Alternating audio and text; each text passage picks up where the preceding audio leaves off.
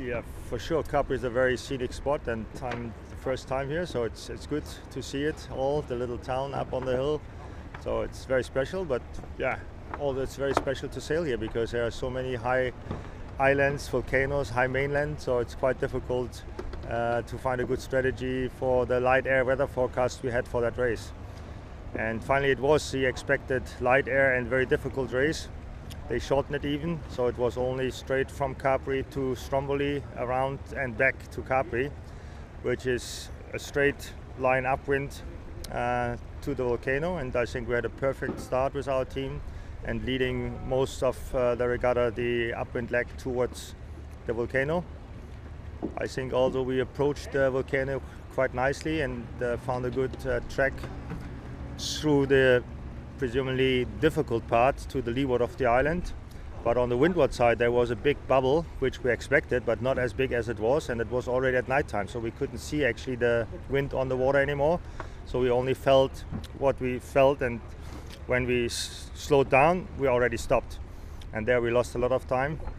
And with a new tracker system, obviously everyone else could see where we are stopped. So all the boats behind us, they knew, okay, that's a little bit too close, so go a little wider. Maybe there's still breeze.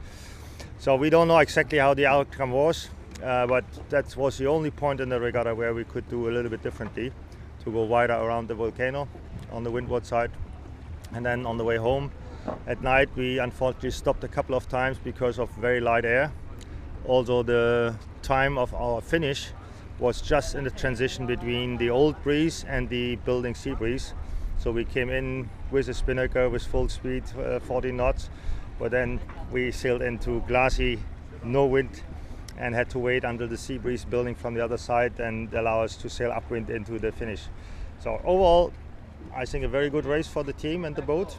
So I think we did only one possible mistake at the volcano. That can happen.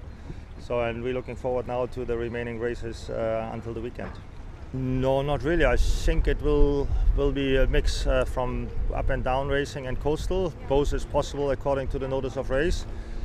We sailing here together with a fleet of the Super TP52 Super Series. So I think somehow the race officer has to share the venue for two classes. So we really will see. I think it will be hopefully a sunny and a nice sea breeze every day. So I think it will be a very successful week for us, hopefully. No, I think we are very well prepared. So the boat and the team proved to work very well together.